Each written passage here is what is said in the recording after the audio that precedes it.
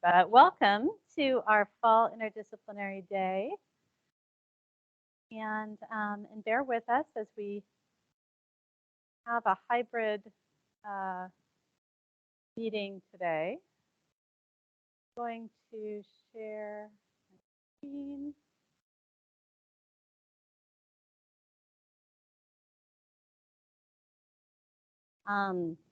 And then we might want to unshare when we have the have folks introduce themselves because we'd like to see all of you. So I'm going to go ahead and get us started. So we just have a couple of hours today, and want to welcome those of you who are here in the auditorium, and then all of you who are online joining us as well. We're going to give an overview of the ERC for our new trainees that are coming in, refresher, and then we're going to continue our conversations about diversity, equity, and inclusion in occupational safety, health, and wellness. And we have some great speakers talking about LGBTQ community and workplace.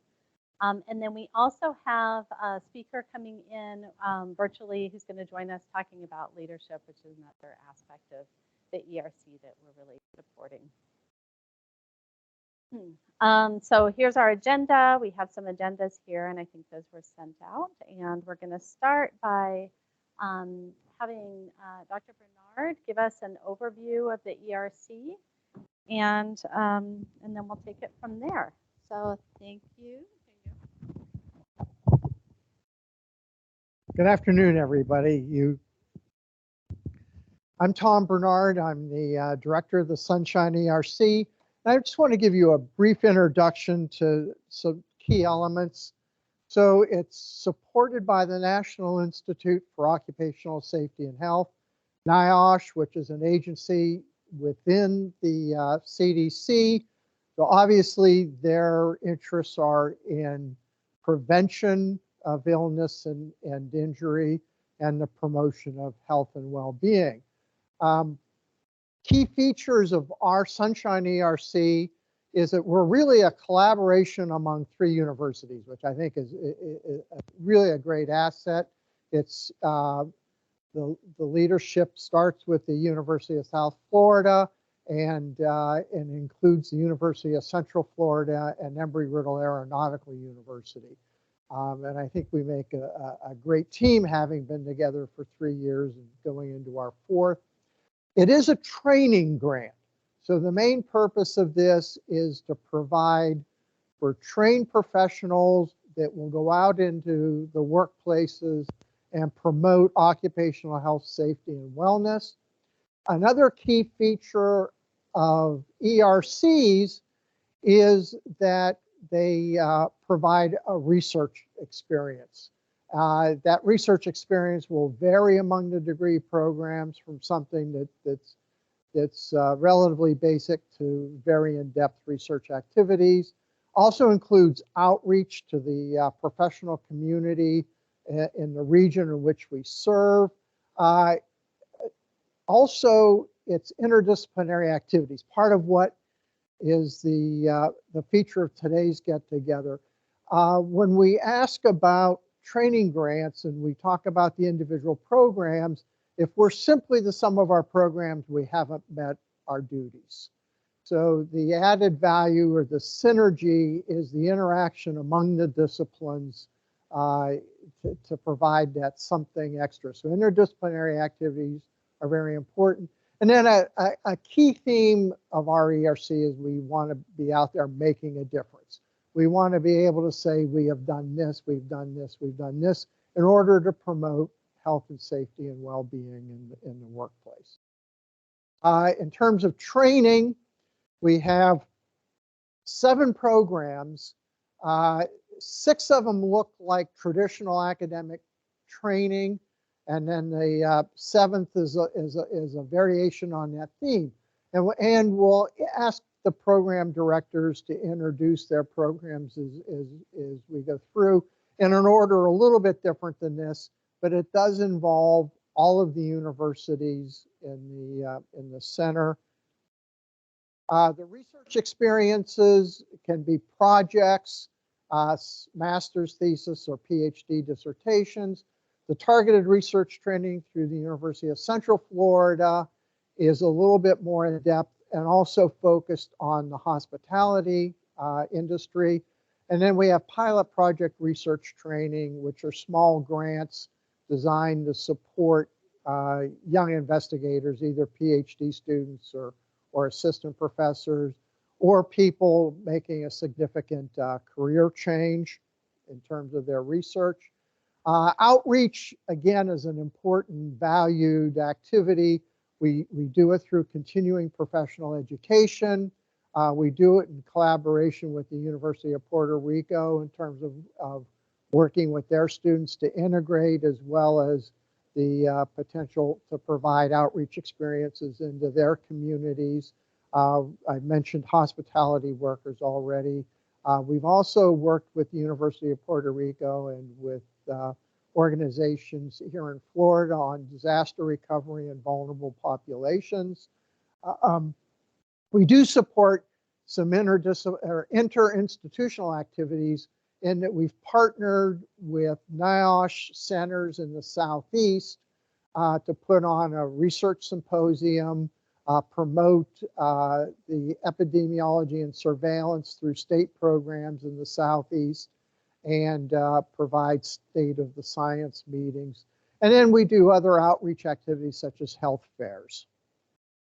Interdisciplinary, at the most basic level, we share classes and seminars to at least introduce ourselves to interest in the other disciplines. That can be up the notch in terms of having shared research experiences, such as in symposium or in projects. And then really where we want to do this is in shared outreach activities, where the different disciplines have an opportunity to work closely together on a concrete activity to promote health and safety.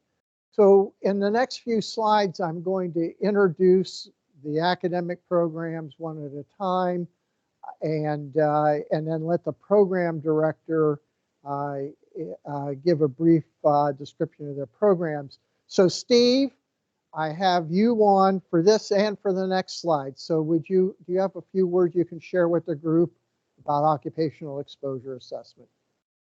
Sure.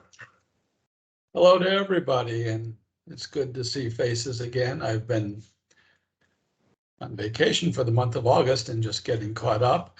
I'm the director of the Occupational Exposure Science Program, formerly known as Industrial Hygiene. I'm sure most of you are familiar with that term. It's the anticipation, recognition, evaluation, and control of workplace hazards. It's a Master of Science degree program, and we have currently 10 students, I think, in the program, and 4 of them are present right now, and my thanks to them for coming. Shall I go on with the HSE program, Tom? Okay, so yes, I'll manage that. Yes, Steve, you're on deck now for the HSC. So I'm also the director of another program, Health, Safety, and Environment. It's a master's level program, not Master of Science.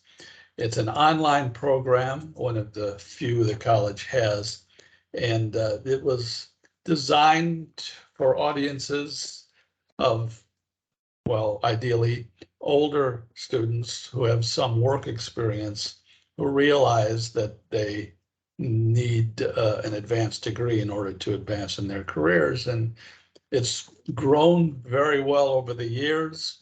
And I work with Dr. Bernard, Dr. Salazar, Dr. Ricardo, Dr. Smythe, Dr. Pierretti, and others in this program to deliver the content. Right now we have about 35 students or so currently enrolled, and they're all over the place, all over the United States and some in other countries. And we have funded about 11 of those students with through NIOSH. And let me add that all of the occupational exposures Master of Science students are NIOSH funded. So thank you. Thanks, Steve. Next on the list is the occupational medicine residency. Rachel, are you online?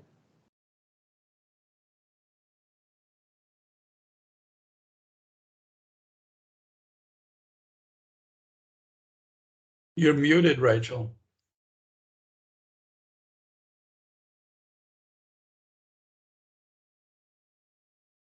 Dr. Williams is affiliated with the James Haley Veterans Administration Hospital. She's, I believe, the head of the occupational medicine program there. And then they provide some time to come over to provide training support for our residents. Rachel?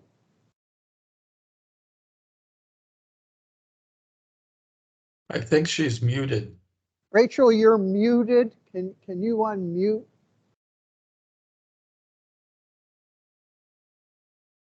Okay, Rachel, well, you're not allowed to frown as I try to fill in for you, okay?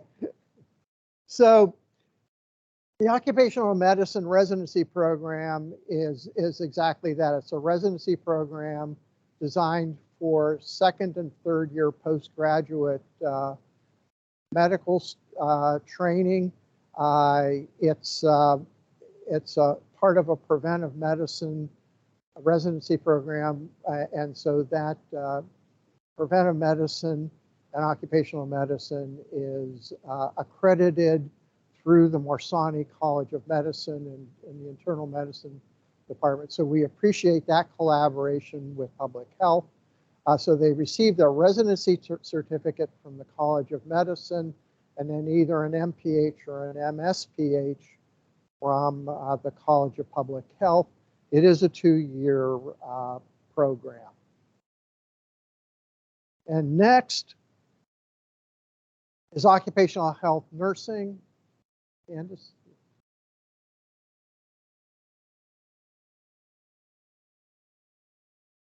Candace Burns. Hello, I'm Dr. Candace Burns, faculty for the Occupational Health Nursing Program. I'm also Deputy Director of our Sunshine ERC. Our program prepares adult nurse practitioners with an additional specialty in occupational safety and health. There's 3 tracks: an MS only track, an MSN MPH concurrent degree track where students are admitted to both the College of Nursing and the College of Public Health and earn those 2 degrees concurrently. And then there is a BSN DNP track to prepare the Doctor of Nursing practice with a specialty in occupational health nursing. Occupational health nurse practitioners focus on caring for individuals who are injured, occupational injuries and illnesses. There's a large component of prevention because we want to keep people healthy, and also overall well-being has been added. Thank you. And I think psychology, yes, occupational health psychology. Dr. Tammy Allen is the director of that program, and one of their advanced standing PhD students, Joe Virginia, is going to stand in for her to describe occupational health psychology. Hi, like Dr. Bernard was kind of to say, I'm one of Dr. Allen's students. She's teaching right now, so I guess I'm filling in. Occupational health psychology is the study of how work experiences relate to a variety of health outcomes. That's going to include physical safety as well as injuries, as well as somatic complaints, general illness, psychological well-being, things like burnout, work-family conflict. Pretty much any way that the psychological experience of working relates to health is what we examine. Thankfully, it's pretty broad. Thank you.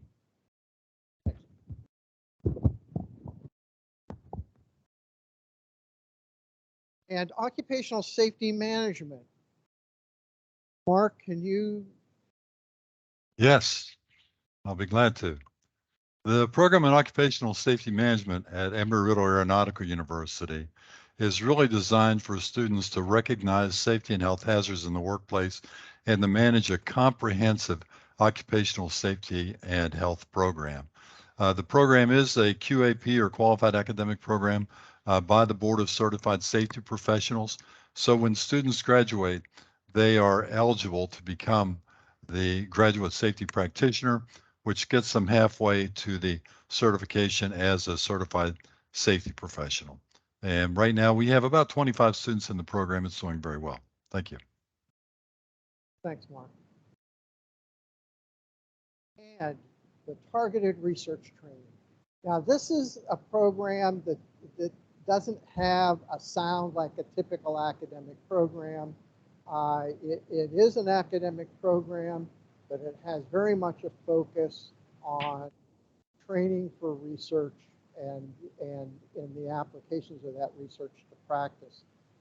Their co-directors, a deputy director and a deputy director that really share the organizational responsibilities for this program and its success. Mindy, do you want to talk about TRT? Sure. Thank you for the introduction. Hi, everyone. I am Mindy Schaas.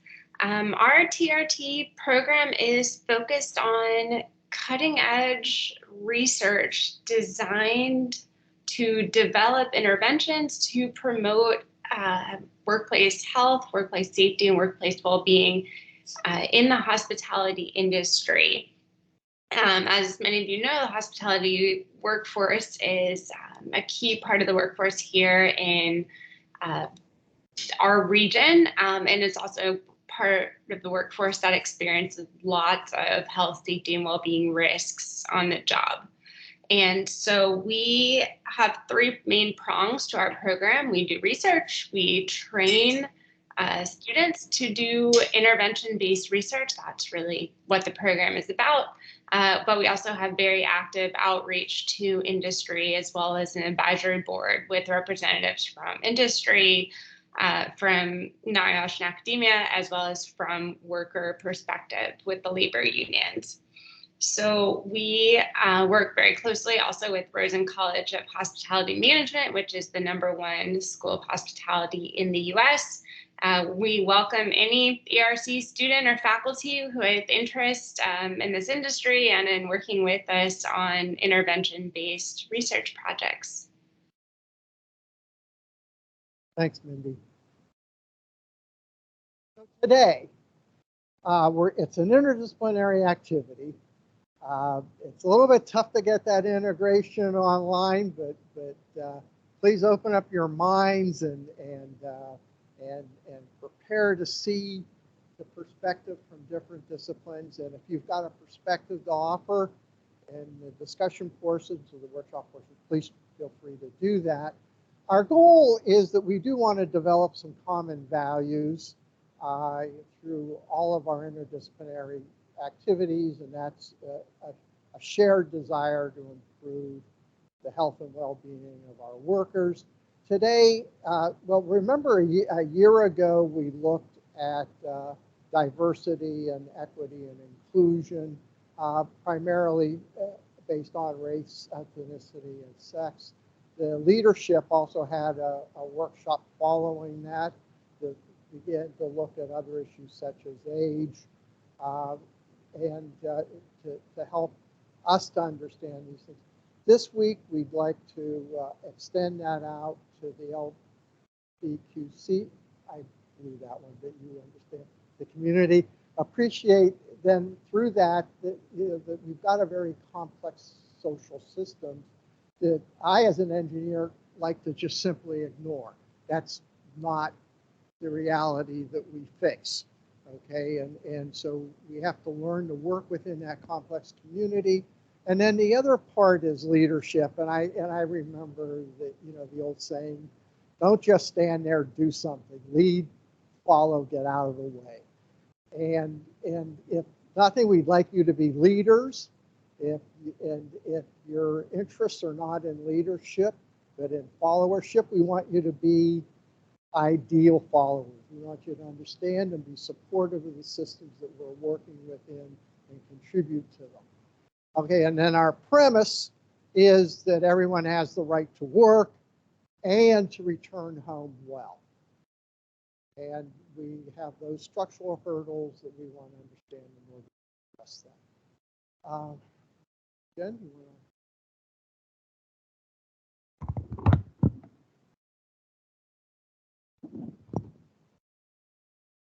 Right. So, our center, as Dr. Bernard had explained, we do offer all this great training, leadership development, supporting research and practice, and scholarship, outreach. I'm the director of evaluation and of outreach for the center. And we have some wonderful speakers. So I know we have very limited time. We have till about 3:30 for our speakers. So I want to, without further ado, welcome Clara Bowie and Daphne. Daphne, are you coming up also? Almodovar. Okay. So Clara, thank you. She is the director of the office, USF Office of Diversity, Equity, and Inclusion. She is going to help us with that alphabet soup that Dr. Bernard was working on, and just kind of lay the groundwork. And then we have another speaker who's going to join a little bit to help us virtually, to help us then to work through our interdisciplinary activities. So thank you. Welcome.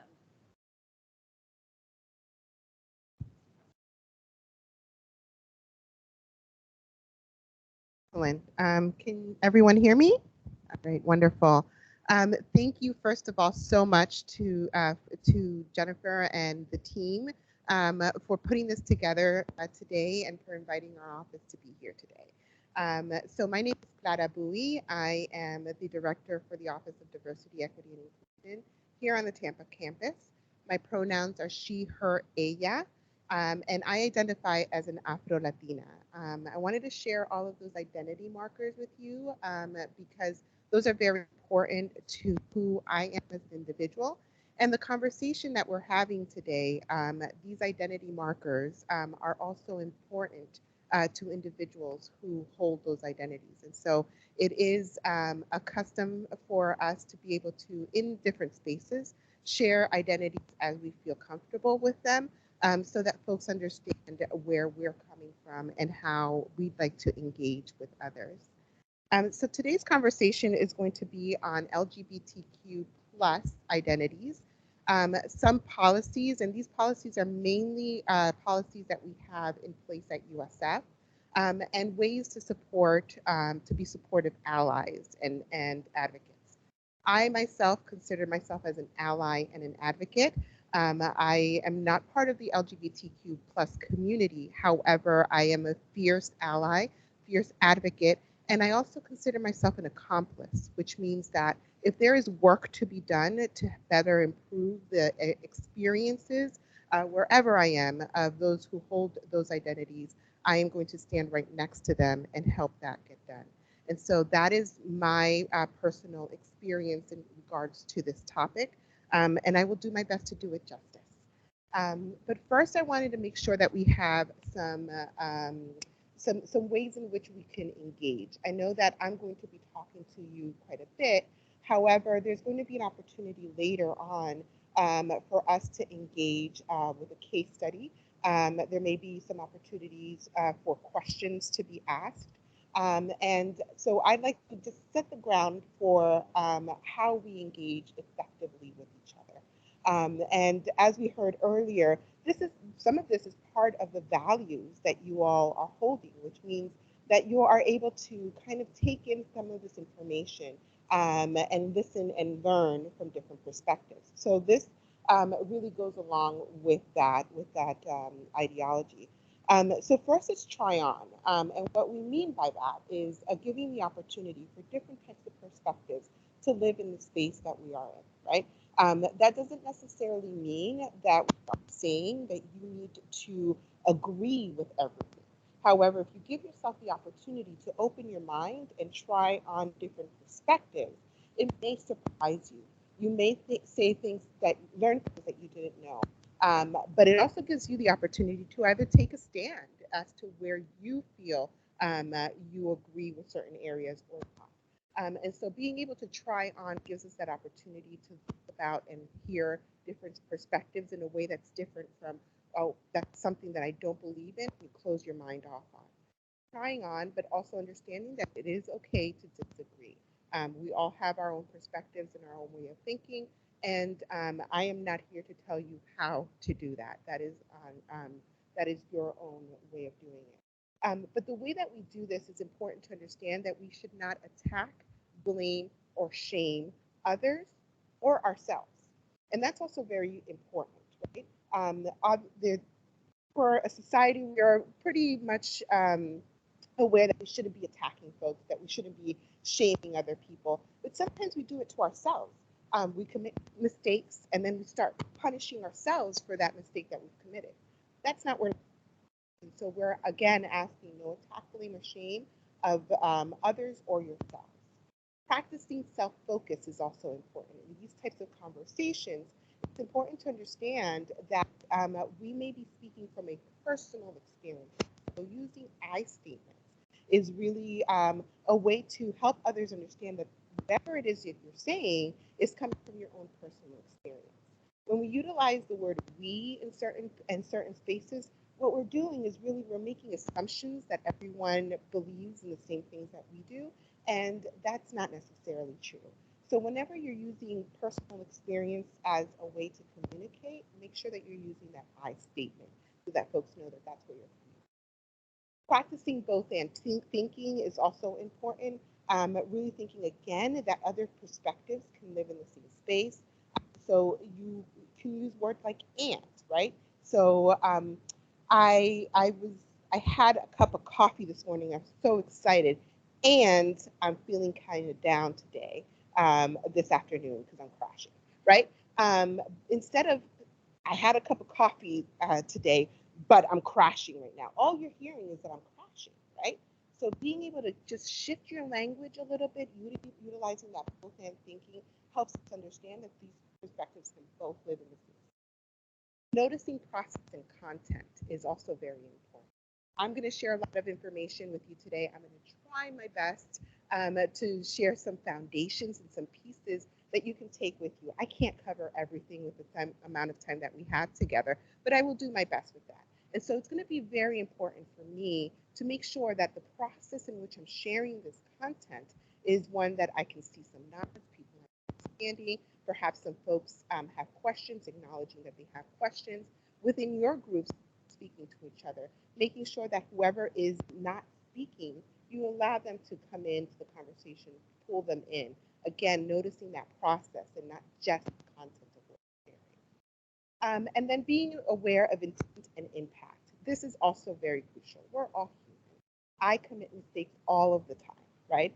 And I try my best to see what the impact is on the folks that I'm speaking. And so perhaps it's saying something that my intention was not that, maybe it sat differently with someone.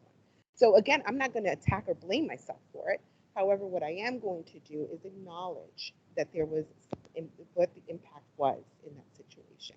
So again, being aware of intent and impact is important, and then maintain confidentiality. We're going to be speaking to each other. Perhaps some personal experiences will come out in that conversation. It's important to understand that we are not going to take those stories of those individuals out of this room or out of this virtual space to share with others. But what we will do is we will make sure that those lessons that we learned from those conversations, those please share out as often and as much as you can, because those are what's really going to help us learn. The specifics of the examples are not necessary. I don't need to know that Lucy said this, right? What I need to know is what Lucy taught us, and that's what we want you to share out. So that maintain confidentiality. When we have that, we can be much more open. And in these types of spaces, what I like to say is that we are able to be not only in a safe space, but in a brave space, a space where we're able to really share out from our own perspectives without feeling like we're going to be attacked. So I wanted to share this with you because while we're talking about LGBTQ+ identities, this is a tool that you can utilize for yourself, not only in this space, but in other spaces as well. I try to utilize these effective dialogue pieces in every aspect, right? Whether I'm at home or in a scenario with folks that I don't know. It's an opportunity for me to also learn and grow and really open up my mind about different perspectives that I'm thinking. Okay? All right, so let's get into it. What we're going to do today is we're going to talk about differentiate the various identities that comprise the LGBTQ plus community. We're going to review some of indexes, like the Campus Pride Index that shows how USF is doing overall on a national level, and talk about some USF policies that have made a difference for our LGBTQ plus students in particular. We're going to discuss allyship and advocacy strategies, and again, those are strategies that you can take with you and hopefully adapt to your personal spaces and in the spaces that you are in. Not going to do today is provide a comprehensive overview of the LGBTQ plus experience. We're not going to provide a comprehensive overview of terminologies and concepts, and we're not going to use a singular narrative of the LGBTQ plus experience either. And so what that means is that I have very little time. I'm going to share what I can with you, but I'm going to encourage all of you to take this kind of curiosity outside of this space and do your own research. Look for opportunities for you to learn more about what maybe we talked about today, something that sparked your interest. That please do on your own and do it often, right? The other piece that I wanted to share about the soul narrative is that, again, there are personal experiences that come with each individual, not all of which I can cover, nor would I try to, because we all come from different places and different journeys. And that is the same for an LGBTQ+ person who identifies as such.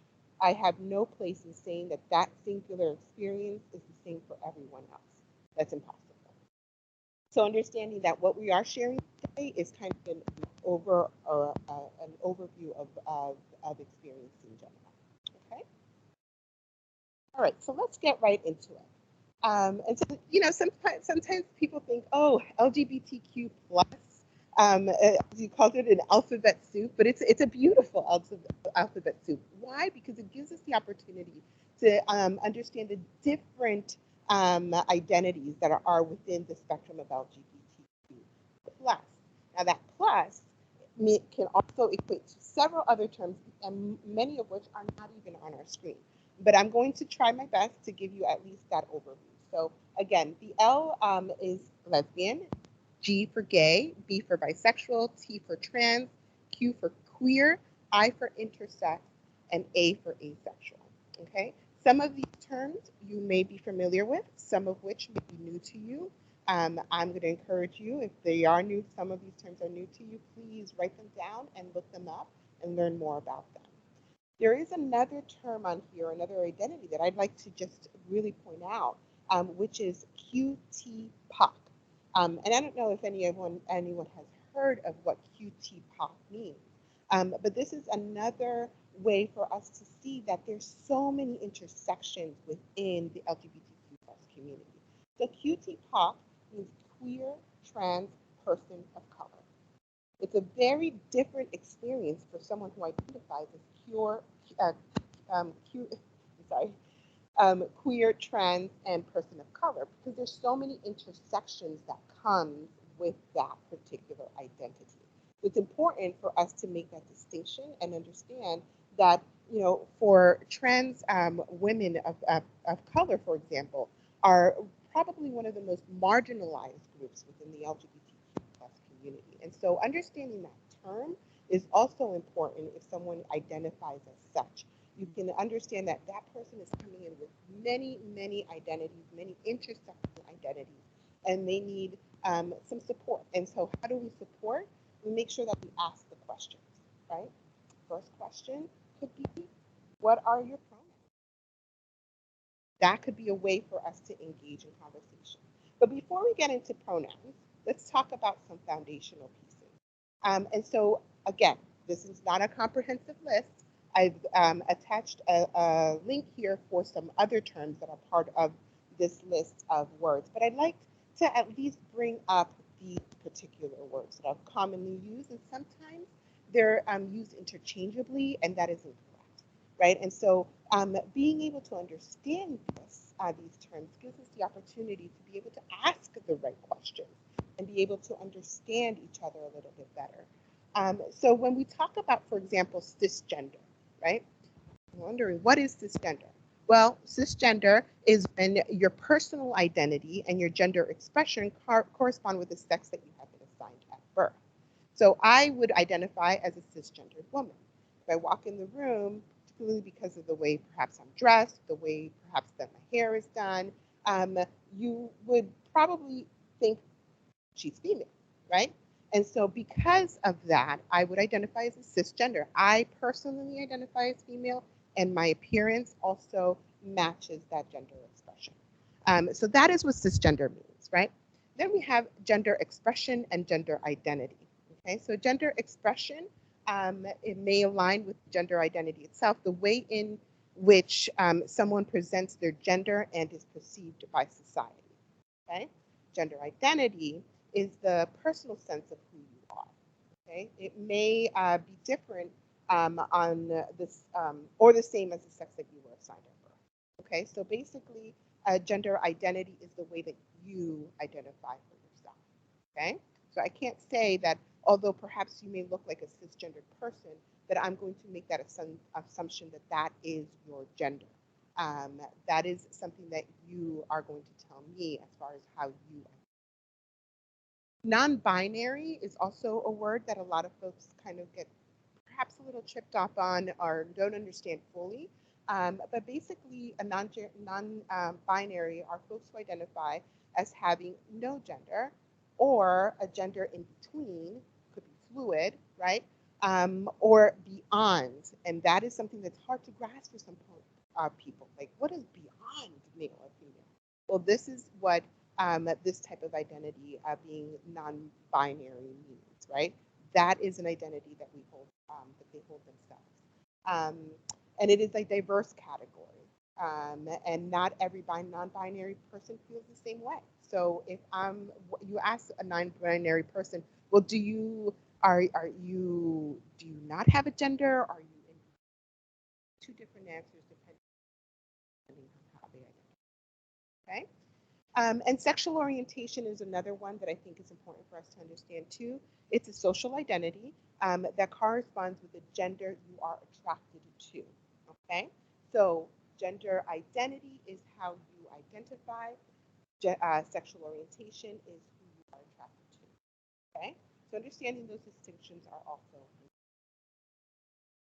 So now that we've talked about some foundations, let's talk about pronouns. And a lot of folks are like, oh, why do we have she and he? Why do we have to have all of these others?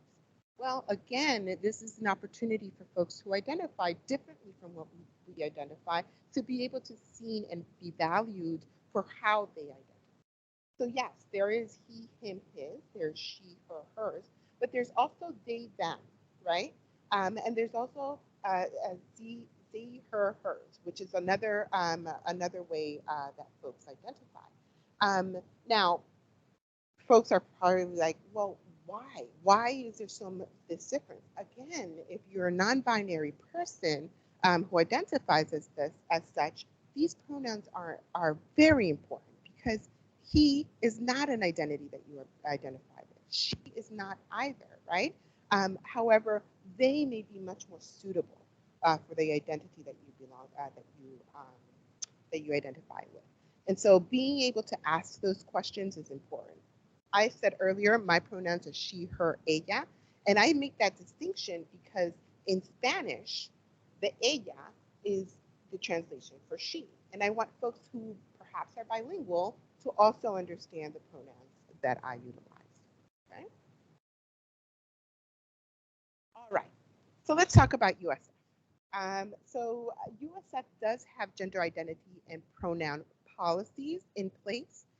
But we have to understand the distinction between gender identity and pronouns and where they exist and how they are being implemented in certain spaces. So gender identity being female, male, non-binary, prefer not to disclose. On a legal form, if it's federal financial aid, for example, or federal reporting, there are only two options. male and female. Okay. When we talk about pronouns, again, we are able to choose he, him, his, she, her, hers, they, them, theirs, no preference, or prefer not to disclose. And so those are areas, those are questions that we can ask. Preference, and we can utilize these preferences in places like class lists, on Canvas, in degree works, and my USF. Those are places that you can actually make those shifts and changes to your preferred pronouns or your preferred identity. However, again, going back to the legal aspect, any federal form, financial aid or federal reporting, it is just the female and the male. And you would see that again in student employment, in CVIS. So if you're an international student, that would be in that reporting category. And so this is a really, and there's no budging right now on that. So in certain places, you'll be able to see that inclusiveness of being able to use your preferred identity, gender identity in all aspects. And so just to make it a little bit even more visual, you can see on the shorter column where your preferred name could be displayed. The larger column is where the legal name is displayed. So there's still some inequities there, right? Because most places you will have that preferred gender identity and pronoun be what you were assigned at birth rather than your preferred, okay? And so in order for you to be able to change that, you can go to my USF and you are able to really choose that preferred first name option and change it, at least in those spaces that I mentioned before. You can get an ID card that has that preferred name, and you can even work with IT to change your email address if that's okay. Okay. So USF has been able to report some of the areas in which it can consider being inclusive as far as LGBTQ+ community goes. And this is something that institutions opt in. So it is not an index that automatically every institution across the nation participates in. But it's a good sign that USF is participating in this. Although we have a 3.5 out of 5 score, it's not that bad, right? We could do better, and we have some systems in place to help us get there. But we want to be honest with where we are and understand where this index and where this is coming from. And so basically, in order to determine the score, we need to report in some policies that are in place that help support the LGBTQ+ community. Some be able to talk about a certain academic life support, student life support, residence. How is that for our USF students? And I'm happy to report that we do have spaces that are very inclusive of our LGBTQ+ community. And so again, campus safety is another one. So again, this score is determined by how we're doing in those specific areas. So, like I said, our score could be better, right? And there's ways that we can help this, and that is by being an ally, by being an advocate, by finding ways in which we can make it a much better climate and environment for our students, our staff, and our faculty. That Campus Pride Index really was for our students, right?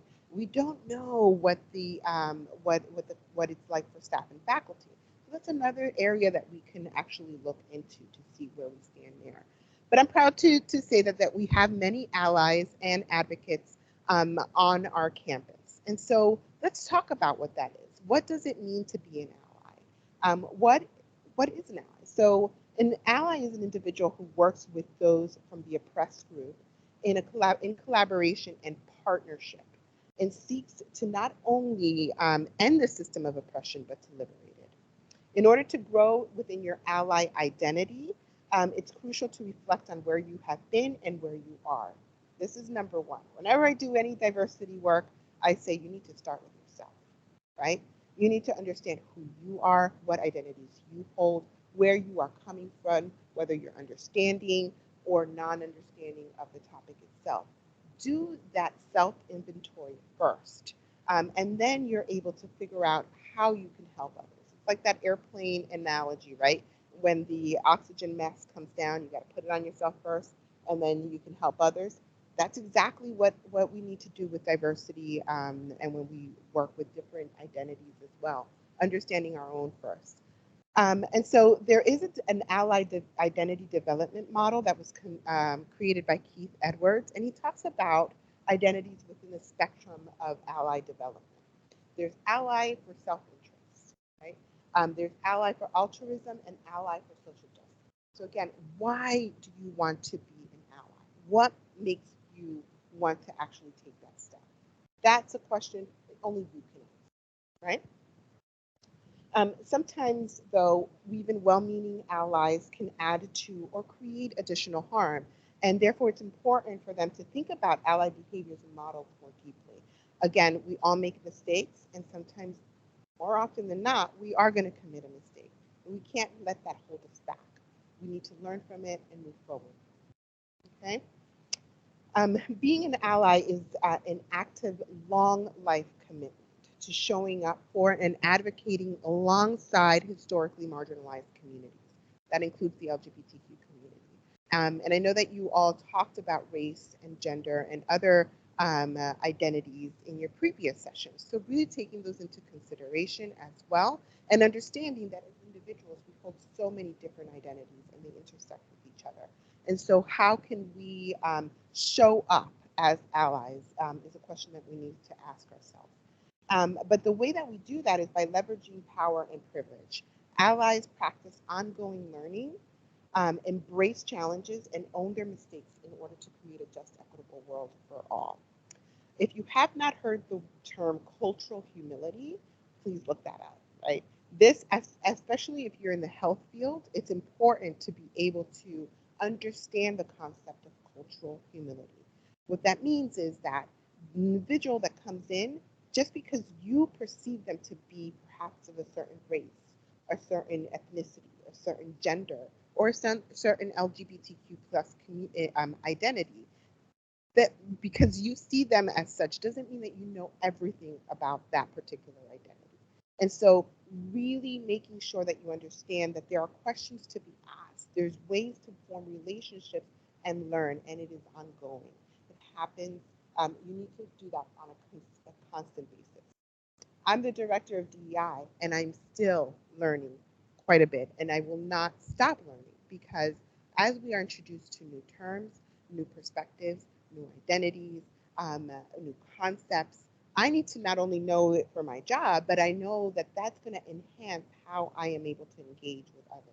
And so being able to utilize that technique of understanding that you can't and won't know everything, and that you should go out and learn more for yourself.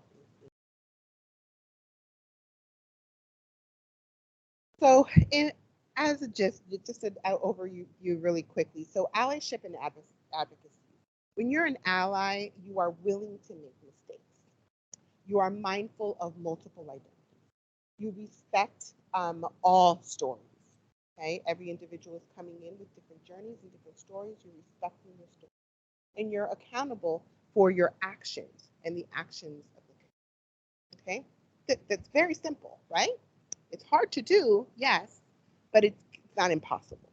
And if we start thinking about how can we as individuals take this on, you will then really go into become a really great ally, which are so necessary. Allies are not folks who speak on behalf of individuals or communities. Okay, so you don't know everything about that individual or that community, so you shouldn't be just out there just speaking on their behalf. This is something that what you do is you basically work for with marginalized communities and work with them by providing resources, identifying discriminatory policies that may exist, and advocating for change, and ensuring that diverse talent and perspectives are included in the decision-making process, right? That's how we make a shift. And so the other thing is that as allies, we're not experts, and we have to understand that we're going to be learning and ongoing learning. As I wrap up here, I just wanted to make sure that I mentioned that there are various supports and resources, both on USF's campus and in the community. So you'll get a copy of this presentation, and you can certainly look up these resources and support. But I did want to mention that this is a commitment that has not only been part of the strategic plan at USF, but that is being implemented in many ways. So we have a presidential advisory committee that is focused on on issues of sexual orientation and gender identity. Those are folks that are actually looking at policies, looking at areas, and really sharing how we can make that shift. You see so many campus partners here that are also resources and support. And I've also included some community resources.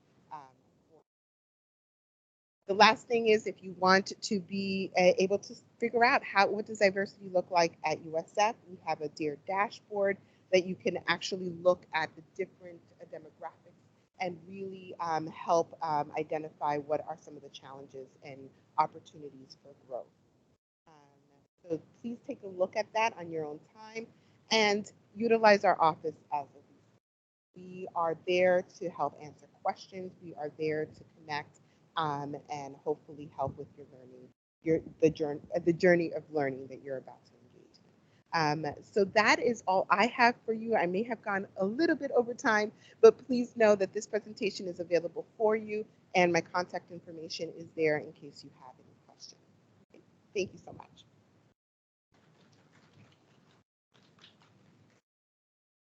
Thank you so much for that background information, that helpful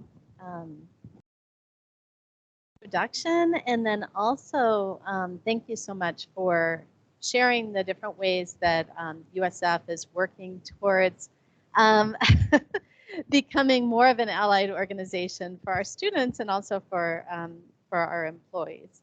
I'd like to introduce our next speaker, Ashley Brundash. I hope I said that correctly, Ashley.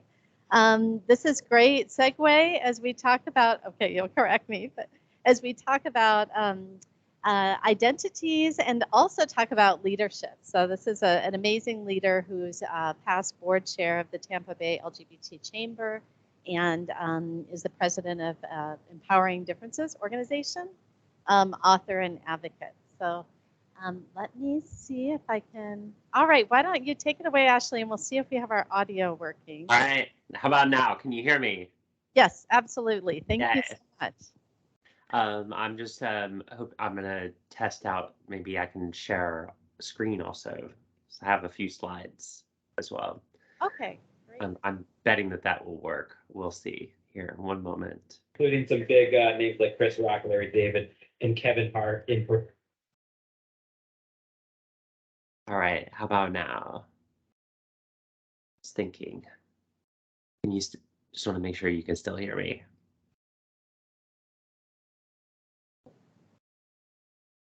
Okay. Okay, got it. We got it? And you can hear me?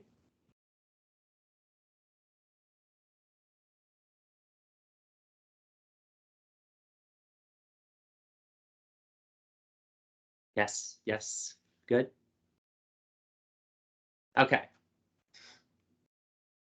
Awesome. Thank you. All right. Well, this was thank you for inviting me to join you all virtually. I'm not in town today, but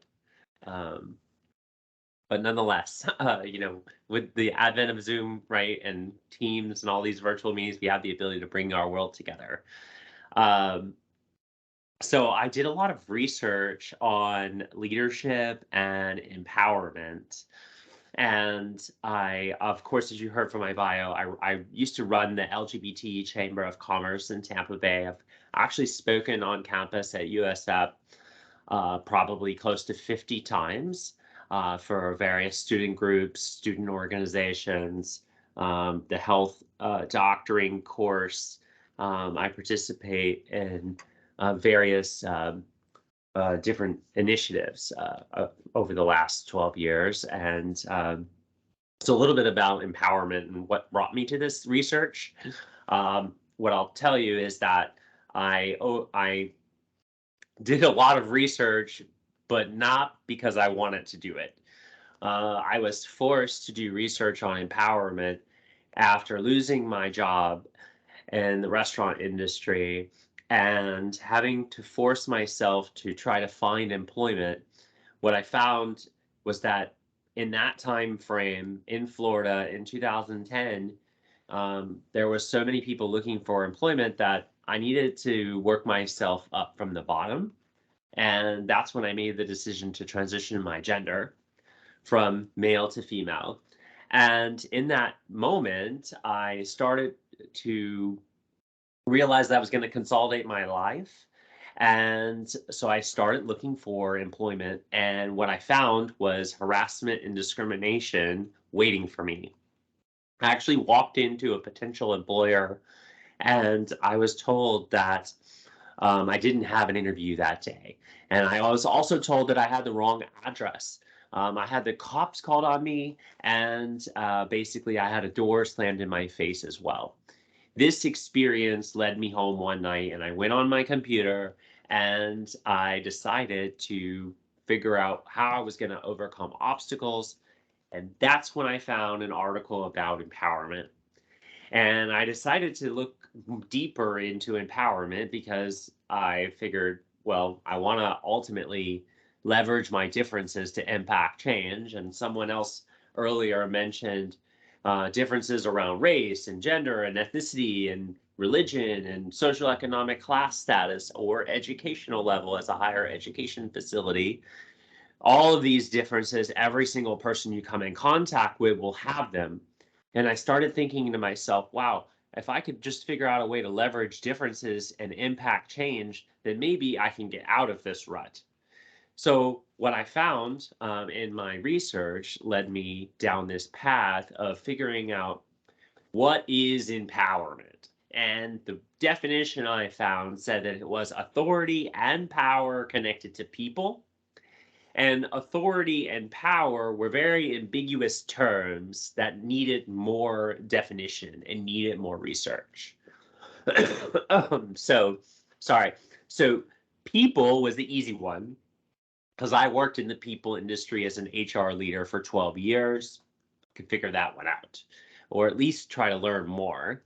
And then the authority was all of the things that happen on the campus that give people a feeling or welcoming nature in how we move about the world. So if you're wondering, right, how to be an ally or what to be and how you could be an ally, right, it's a feeling. You can be an ally about any one of the differences that we have as humans, as mentioned earlier, but think about it in relation to the fact that what you're doing is you're building authority. So I produced a lot of resources to help people do this process called the empowerment process. And I'll share that with you in just a moment. And then the power part was a little bit different. Power is something that's tangibly measured and tracked. You don't ever show up for a class on campus that does not have a unit of measure for how many credits you're going to be earning. That's the power in empowerment. Also, how many hours it is, right? It's credit hours. So how many hours, minutes, and seconds did you do? All of those are tracked numbers, a measure for power. So if you're wanting to think about empowerment as a leadership construct, then you can actually use this model that I'm teaching you. Because what I'm going to help you to do is give you a teaser towards 4 empowerment steps that you could do to drive impacts for all of the 10 differences that we have as humans, and then have 10 leadership actions to drive real change that you could also address. That's empowering your differences. And it really starts with the power numbers. So it was mentioned the Tampa Bay LGBT Chamber of Commerce is one organization surrounding 2 differences, gender and sexuality, because those 2 are the most common differences that center around the LGBTQ+ community. And oftentimes you may hear some people refer to gender and sexuality in relation to the LGBTQ plus community as SOGIE, SOGIE, which is probably the best way to learn about sexual orientation, gender identity, and expression, SOGIE. That would help you in this construct of learning as an ally, because guess what? You all have SOGIE. You have each and every one of those things. It's not an LGBTQ plus community thing. It's an everybody thing. And as you're navigating that, you'll realize that there is an economic impact to the LGBTQ plus community. And you're seeing the economic study on the slide. $1.7 trillion is the economic buying power of the LGBT business community. If you're interested in this economic study, you can download it at nglcc.org/report, and that would lead you on this path of better understanding the economic impact. And economic impacts are extremely important if you want to drive empowerment through each of your differences. So we all have these differences, and they all lead us to helping to better understand how to be a better human in this world, because you'll be able to change people's perspective to bring them on an allyship journey when you tell them some of the emotional things that you've gone through, right? I told you how I had a door slammed in my face. Okay, but then for some other people, you may need to actually tell them about the $1.7 trillion. And then that might get them to peek up from their desk and maybe think a little bit deeper around how they're going to be driving empowerment for people, because there's an opportunity for business in this construct, hence leveraging your differences to impact change. Now, there's an awful lot of things that were said about allyship. I'll tell you that there's a lot of colors in the LGBTQ plus community. My favorite way of presenting this is that all allies who take action can be golden. And there's lots of systemic ways to impact your own allyship. As we talked about, Black transgender women face a murder rate 95% higher than mine. Okay, so that means that if there's 100 murders, 95 of them are going to be Black transgender women, and then 5 will be other races, with white being the absolute lowest of all of those races murdered. Okay, so not to get a little bit negative on this, but just think about that. If you now know that, now you can say, wait a minute, maybe there's more I could do to impact racism and transphobia at the same time. Those are real constructs happening on your campus. Now, you may not be doing it on your campus, but it is happening, okay? Trust me, I've lived there. I know what it's like. Okay, so stuff like this happens regardless. Okay, so it's really important to make sure that you do what you can to impact others. So here's just some examples on the screen that are my favorite ways to show allyship, right? Taking an active role. These are just, right, like I said, avoiding backhanded compliments is a big one that people don't even realize. Oh, Ashley, you're very beautiful. Okay, well, that's fantastic. I want you to tell me about how much of a great business person I am. And don't link it to just one of my identities. Okay, I'm not just a businesswoman. I'm a business professional. Okay, so that's really hard sometimes, but it's also really important. All right, and do a privilege check every day, because I'll tell you right now, I have a hidden disability that's affecting me on a really high level in this meeting, and how I build connectivities to other humans, but I'm trying to fight through it for you all. But so this whole privileged world that we live in is often impacted based on how you live about the world, and doing an accountability check every day, which leads you to my empowerment process that I want to share with you before my time gets revoked from me. My research on empowerment centered around this construct of driving empowerment faster. And what I came up with was a 4-step process. Step 1, it starts with you. And you already heard this from Clara, but guess what? You are the only one who will be able to decipher whether or not you want to drive empowerment for other humans on this planet. And it starts with you. So guess what? I published an empowerment self-assessment that you now have access to, if you, in which I'm betting that most of you have the privilege of having one of these fancy devices in your hand. You could take a picture of the screen and that will guide you right to my empowerment self-assessment document. I decided to make the empowerment self-assessment free for anyone in the entire world to download right from my website. The thinking here is that because if I can provide someone's tool that's going to help them to drive empowerment and give them step one on this journey, then hopefully, potentially, that creates more systemic change for our world. So please take the time to download the assessment to drive empowerment for people, because it's literally going to change the way that you look at the world. It's open-ended questions that you answer, that you hold on to yourself, and you do it. Okay. Step 2 is to know others. This is where you learn about the differences. So thank you for being here today. Thank you for taking the time to listen to a little bit of my story. I'll be glad to come back in the future and tell you the full baked out version of it, because it was a lot of fun. But I used steps 1 and 2 to grow in my career, to overcome that harassment, to get a job as a part-time bank teller at PNC Bank. And then as I started growing in my career, I realized the need to develop your strategy. And I have to tell you that the strategy matters. You can build your own empowerment strategy for each of your 10 most common differences that we have as a human, because each opportunity, each difference that you hold on to has empowerment waiting to be used or leveraged.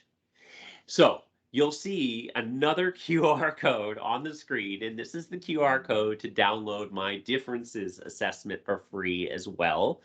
The differences assessment is going to help you in your journey of recognizing whether you have privilege or disprivilege in relation to each of the differences that I studied for 8 years. What I will tell you is that if you've ever been pigeonholed about one of your differences because someone looked at you and said trans person, or if someone looked at you and said white person, or if someone looked at you and said woman, or whatever it is that makes you who you are, then you've been pigeonholed. And I tell you right now that every single person has been pigeonholed about one thing about their identity at some point in this world. And so when that happens, you have to have an empowerment strategy for all 10 of your differences. And these are the 10 differences that are the most common. Some are looped together, abilities and is looped with attributes. So as you'll navigate through these 10 differences, I want you to statistically be thinking about whether you have privilege or disprivilege in relation to each of them. As you're navigating that question, also think about where you are in the world and what you have access to in the world, because that will also change your answer on this question. And this will then guide you to find out which differences you should be driving self-empowerment towards and which differences you should be empowering other people towards. It's a great model because then you can be an actionable ally, and you can then lead through your leadership actions, which is the last and fourth step of the empowerment process. I call them empowering actions because they combine the empowerment and the app of empowerment that I mentioned earlier: authority, power, people. If you know those 3 things and you combine it to the leadership action that you do, then you can make an action an empowering action. Each one has its own resonance that will address diversity, equity, and inclusion without leading with the word diversity, because we can actually divide or scare people with the word diversity. We do not scare people with the word empowerment, though, because everybody wants it. Everybody wants to seize more empowerment and take control and leverage things to grow in their life. And so I did the leveraging and the growing in my career at PNC Bank, and I became the National Vice President of Diversity, Equity, and Inclusion in 4.5 years using this leadership model. And then I worked as the DEI person for 6 years, long before George Floyd was murdered. And I have to tell you, the work really mattered. And then the phone started ringing a whole lot after that happened. And what happened? What was the difference? We started taking up and people started asking questions. Well, I'm telling you right now, that's tapering off. So now it's up to you in this moment. What are you going to do to drive empowerment for people? I hope you call me. I hope you engage with me, because I would love to do that with you all. Take you on an empowerment journey somewhere, even online, where you can engage on my platform. But so be it. I hope there's some time for some questions, if so. But I'm excited to have joined you and shared a little bit about my empowerment program, my research, the 10 differences, the 10 empowering actions. But super excited to have been here. So thank you all.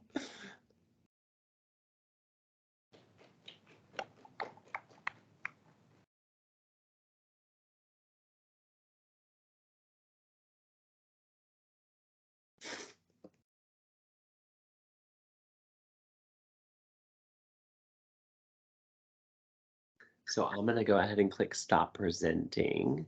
All right. I feel like I'm back in class trying to figure out all this technology again. Okay. Technology.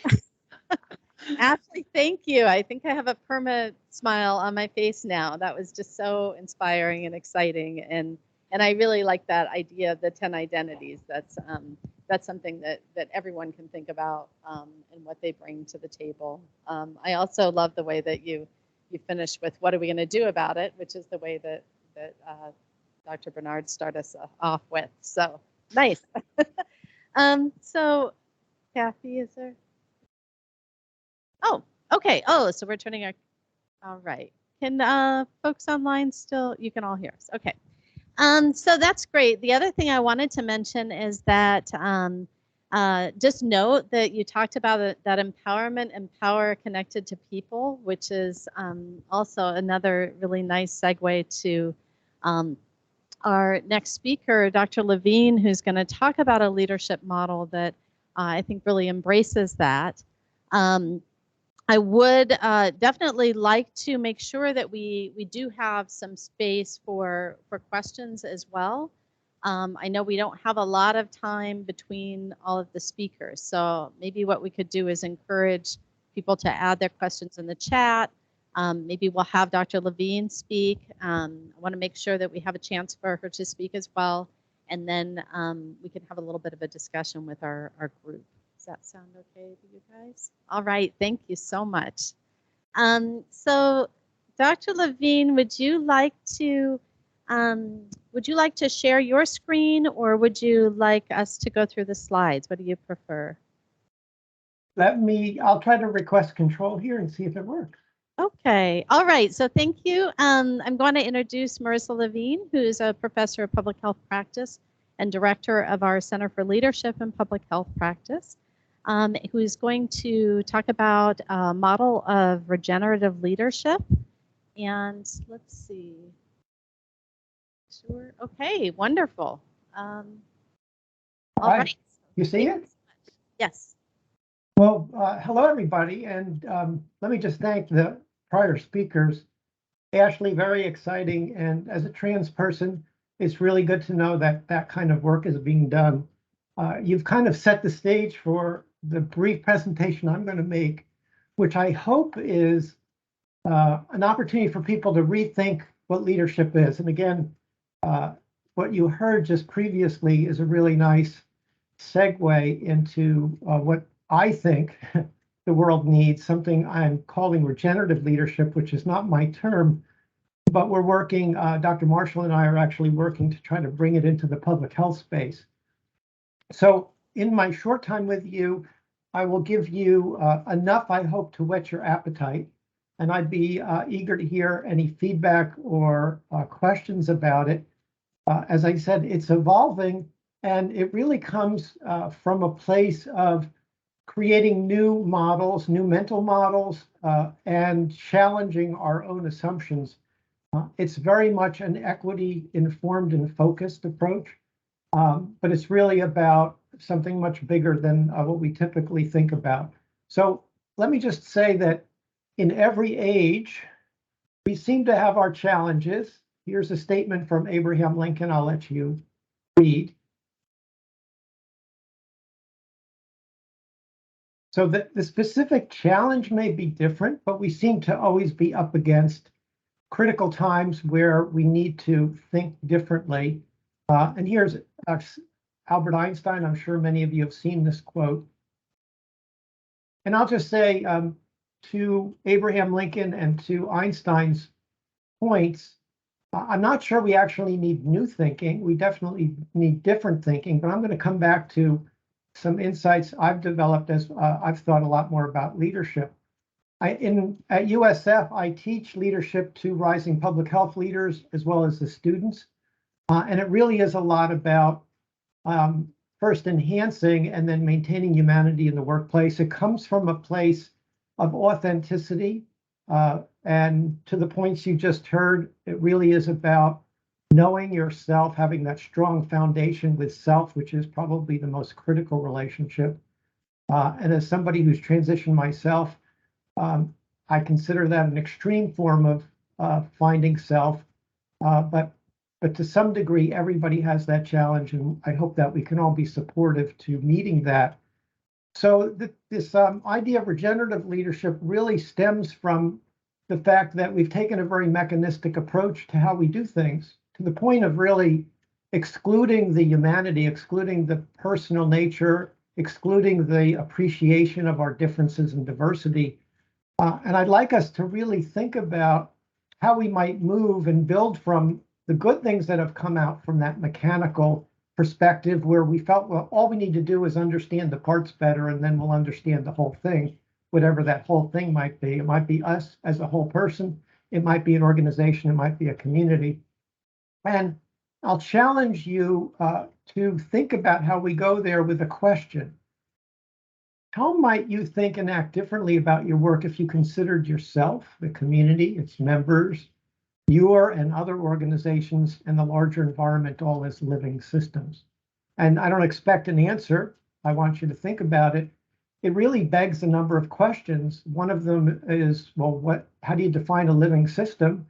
Which may seem obvious, but then the question is, even if you think you know, what are the conditions that allow living systems to thrive? Which really gets at the root of what I think we're trying to do in the workplace, which is allow for thriving of all people in the workplace. So at the root of this is this idea of regeneration, and I just took the dictionary definition for you here. And I wanted to say that really at the root of this is the idea of to be better off. And the actual Latin root is from a word that means doing well. So a critical aspect of being alive and being a living system is that we actually have an amazing capability of regenerating as opposed to degenerating. And I don't want to get too much in the woods, but a lot of people have been giving this a lot of thought. And the bottom line is that we individually and we as a population of people or a group of people are very complex, but we are adaptive in that complexity. And that's what allows us to thrive. And appreciating the fact that diversity is critical to that adaptation really fits front and center with what you're hearing about today. So at the end of the day, if in these complex adaptive systems, you can't just look at a part, you can't just look at one person and think you understand the whole. You really have to appreciate the fact that every individual is an individual. Every individual makes decisions based on their own information, some of which is geographically local or local in terms of their relationships and connections. But really complex behaviors can come out of that. And we saw that with the pandemic, that sometimes very simple rules of what I want to do or how I do things result in very complex dynamics. And that's really challenging for leaders. because the question is, well, what do we do in an environment where there's a lot of uncertainty and we don't know what's going to happen? And that's what the basis for this concept of regenerative leadership is. And we really have to start thinking differently and being able to embrace uncertainty and appreciating that diversity is a critical part of embracing uncertainty and adapting. So back in 2013, the founder of the concept of emotional intelligence, which is a critical developmental skill that leaders really have to be successful. It's not just about competency in your field anymore. It's about being able to relate and being aware, controlling your emotions, those type of things. So Daniel Goleman, the founder, talked about the focused leader, which I think fits in nicely with what you heard. It starts with the self. It focuses, once you have that foundation, your ability to connect and focus with others and demonstrate caring, and then thinking about the wider world. Now, the wider world may not be the whole world. It may be your work unit, it may be your organization, it may be your community, whatever that is. But it's the idea that we're not just focused on ourselves and others, we're thinking about the context. So as I'm involving this regenerative leadership concept, I'm taking this perspective and saying maybe in the post-COVID world, and we're not there yet, by the way, I'm not sure we'll ever be post-COVID, but I think it demands of us our ability to lead ourselves, which is really actualizing that self-awareness. And I say challenge our own thinking, our beliefs and our assumptions, and add the feeling piece so that we're not just machine-like in our efforts. Build from that to then actualize our awareness of connections and actually make it a place where we can relate from a place of mutual respect, because respect is really the first critical step for us to be able to connect with others. And then using those two as a foundation, leading in context. And a regenerative leader, I think, really has to manage all three, because leading in context is not only being aware of the system where we enhance our senses, but we actually do something about it. As you've heard, action is critical. It's nice to think about it. And many have the luxury of doing that, but we really have to do something. And I would say to Tom Barnard's opening statements, we're all leaders somewhere. Yes, we may be followers in larger endeavors, but I really think this concept that I'm throwing out at you here, regenerative leadership, is available to all of you, regardless of the context in which you find yourself. So I want to get back to what Abraham Lincoln and Einstein said. And I want to say that maybe the thinking we need actually is not new thinking, it's old wisdom, indigenous wisdom. And I personally really can't get enough of a deeper understanding of indigenous cultures and their ability to live in harmony, not only with one another, but with their environment, with their ecosystem. And Melanie Goodchild, who represents indigenous peoples in the Great Lakes area, calls it being in right relation and healing self and systems. And I think given all that we're dealing with now, this concept of regenerative leadership is about healing, and about then realizing that a critical part of that healing is finding that harmony in our relationships, first with ourselves, then with others, and then in context. So I'll just summarize. This is, if you consider these circles, these concentric circles, like nested systems, one within another, the idea here is that they're all connected, they're all interacting one with another, and if we really want to thrive equitably, then we have to be able to work on all levels and connect them better, and really understand more deeply what are those conditions that we need to create that allow all living systems to thrive. Because at the end of the day, it's not just about us with ourselves and other people, it's us with the whole ecosystem. All the living systems need to be in harmony for us to be well. And we really haven't appreciated that. And quite frankly, we've taken the environment and used it as a resource that we can extract from. And so in effect, we're degenerating the environmental ecosystem at our own peril. And we're seeing the results of that now.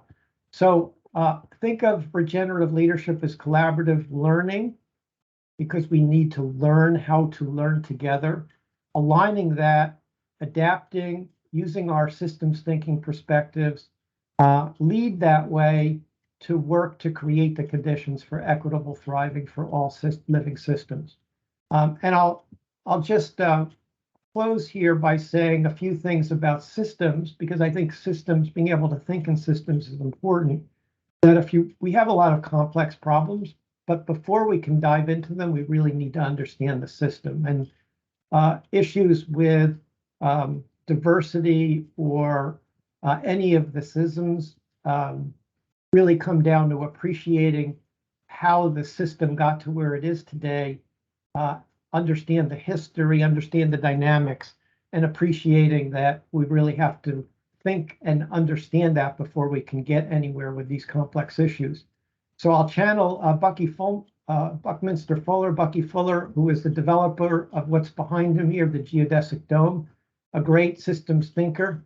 And he says that you never change things by fighting the existing reality. We really have to build new models and make the old ones obsolete. And so our community model needs to change. And ultimately, that comes down to really challenging the underlying assumptions and beliefs that got us to these models and that perpetuate them. Many say that you really can't change a system, but you can disturb it. And I think the role of leaders right now is to disturb that system by building new models, challenging the assumptions, and helping us. This is just a more fancy way of demonstrating the tipping point phenomena, that we're stuck here with the current system on the left. We call it an attractor. There are strong forces binding it. Those systems don't want to change. And the people who are benefited, for the most part, don't want them to change. But once we introduce new models and we start to get connection, then we get to a point where this new model, this new attractor takes off. And that's a tipping point, which I think many of you are aware of. So in our public health work, I'm starting to think that the essence of the work is to facilitate, to catalyze a way forward to build new models in and of community. And for all of you in organizations and work units, it may be new models of working in your organization. You're familiar perhaps with agile approaches, which are really ways of being less hierarchical, more flexible, and allowing people to be people and create a environment of safety, psychological safety, and trust that allows creativity to really emerge. And so we can do that and think about, how do our actions actually regenerate instead of degenerate? Regenerate ourselves, regenerate our colleagues, regenerate our organizations, and regenerate our communities and the ecosystems, because that's the only way we're going to get to sustainability. And by definition, this is an equitable approach to collective health and well-being. So I'll leave you with my 7+ C's, they're growing, of leadership that's really based on this idea of being authentic in the first place. And we're really at a time where not only creativity and collaboration are necessary, but courage is necessary. And each of us are going to have to find the courage to disturb the system, because the ways we're doing things right now are just not working. I have been a state health commissioner, and I can tell you that I looked at the disparities in outcomes, and they're fixed. They're fixed because the system is perfectly designed to produce those results. And we're going to require courage in order to change that, so we can co-evolve by working collaboratively to the context. And things have changed over the past 2 years. So it's a challenging place to be, but it's a place of also incredible opportunity. So the days of just being confident in your field are gone. It really requires more of you. And I would ask you to just think about, as I leave you here, What do these mean to you, and what would it take for you to develop in each of these areas and become that regenerative leader that I think we desperately need? And I'll stop there and be happy to participate in the questions too.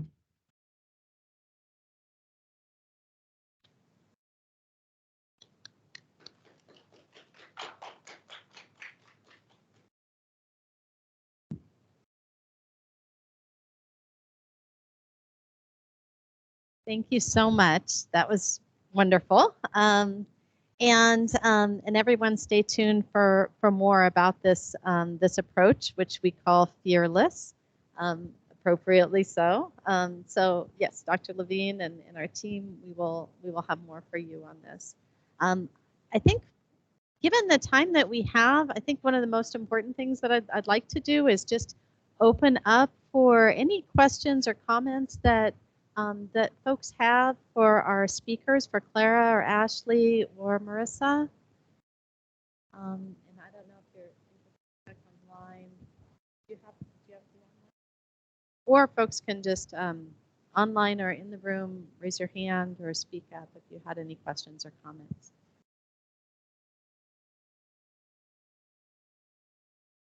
This is so relevant to occupational health, safety, and wellness, and relevant to all of our fields, our respective fields. It's quite an interdisciplinary group we have here of faculty and trainees who are all working together to improve workplace well-being. So, have anything in the chat? Any other comments here in the room? Questions? Right, we gave you a lot of information. I also just want to see if I can find our slides again here. Oh.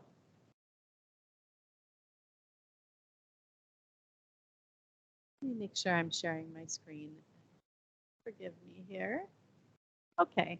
I also just want to kind of revisit what Dr. Levine had said about regenerative leadership and these decisions and these actions that allow our living systems to thrive at all those levels, within ourselves, within our relationship with others and broader systems, and also that charge to do something. And so what does that doing something mean for us as professionals in our respective fields and collectively as colleagues within a center and out in the community? Our plan was to break out into smaller groups. It's a little bit challenging because we have virtual groups and we have in person, and we also have a couple of announcements to share for the center as a whole. So what I'm going to suggest is that we have a follow-up to this where we can give this case study the time that it needs. For those of you who would like to participate, we'll probably send out an invite and really talk through this. Because we have learned so much about these different various identities, how important that is, and what it means to be an ally and also an allied organization, allied professional. So what we'll do is, our objectives for today were to be able to be familiar with the mission of the ERC, which is to transform the workplace and transform workplace quality of life through our education, research, practice, and our partnerships and those relationships. And also to understand the various perspectives related to LGBTQ, those various identities, actually those 10 identities, I like that a lot. And so how would we apply what we've learned today and heard today to a very general case study of a worker who might fall from a step stool? So think about that. And I really want you to think about that from your disciplinary perspective and from your personal perspective. And that's something that we'll talk about as a group, I think, when we do a breakout. I don't think we'll have time today because we need to wrap up in the next few minutes here. But again, if you have thoughts about this and thoughts about how you as a leader might approach that, that's what we're going to work through as a group. So I think what I'd like to do next is invite Dr. Bernard or Dr. Burns, if you have any final statements or things you want to share. I think Ellen Kent, you have an announcement you would like to make. And also just invite our anyone else that's joining us virtually. We have our program directors and partners online as well. If you have anything that you'd like to share, please do so as well. I'm not sure I've anything concrete to add, but you know, I listened a couple of weeks ago to somebody who presented wicked problems and how they kind of defy solutions. And then as I listened to Ashley, I saw the need that we really need to do a deep introspection, really examine our strengths and areas where we can improve, and then be able to take action. At the same time, I was listening to Marissa saying that it's not only that ego generated, you know, from the self, but it's bringing in the representatives of the other systems that work around. And just to tie in Mark Friend, who really encourages the idea of continuous improvement in safety programs through this continuing evolution, that you don't get there in one step and you're done. So I've spent a lifetime avoiding wicked problems, and I think that I'm becoming to the realization that we are addressing them. It's just just in these very incremental ways. And as a systems engineer at one point in my life, I learned that you can't optimize subsystems, believe you've got an optimal system. And again, I think it's that understanding all of these course interactions at a very high level is important. And just to borrow one more thing is in nonlinear systems, we always have to iterate to the solution. You can't get there in one step. All right, now I think, Ellen, you have an announcement. Let me do this for our guests. The last 5 minutes might be painful for you. I want to, yeah, so is there anything you'd like to say? And we do thank you for coming. I think it's been a great help to us. I can tell you that a year ago, I would have never used a wicked problem, and I never would have thought in terms of complexity. So just in a year's time. All right. Well, thank you. Ellen, you have an announcement, and then Karen, and I think Jen, you do too. Evaluation. Thank you. And thank you again to our guests, Ashley and Dr. Levine. Those were incredible presentations. So I just have a quick announcement to make. Oh, can you hear me? Okay. Okay. So for one of our upcoming outreach activities, we're going to be resuming, we haven't done this for 3 years, but we'll be resuming our health fair with Clarios, which used to be called Johnson Controls. It's very close. It's down on 30th Street. The date will be October 26th. And I've already spoken with Kathy, and she's going to be so kind to add the information about this event on the final wrap-up PowerPoint slides. It is a Google Doc, so I've created the Google Doc so that you can actually see the different time slots that are available, so that you can sign up for the early bird slot, which I think is 6:30 to 8:30, or the afternoon slot, which is 1:30 to 3:30, and I've got all the different categories there. So that's basically it, and it's always a fun time. Thank you.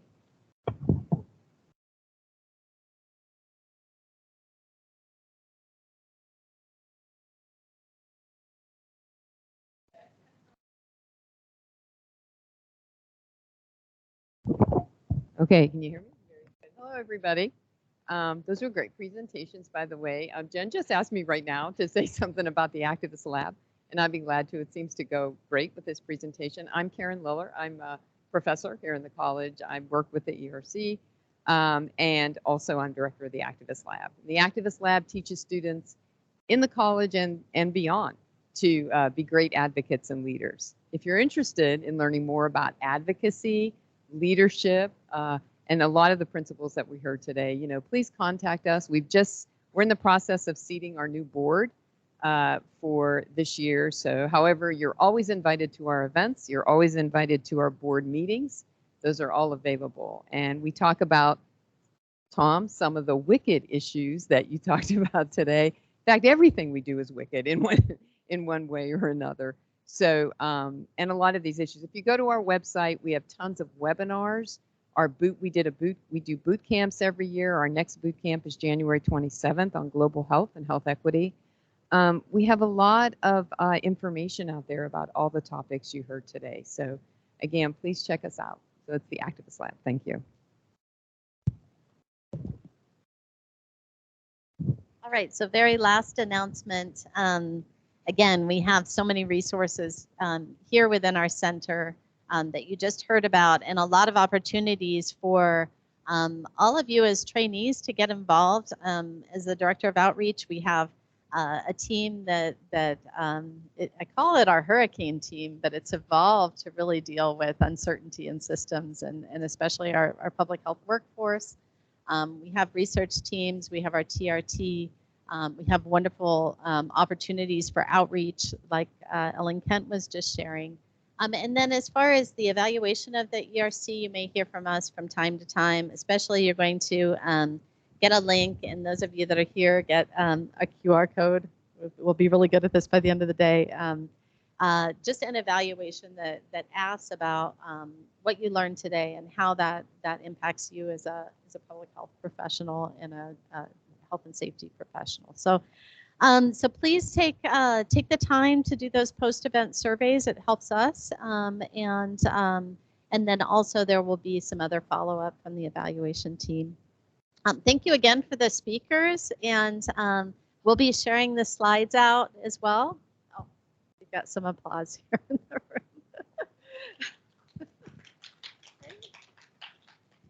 And we look forward to hearing from you more.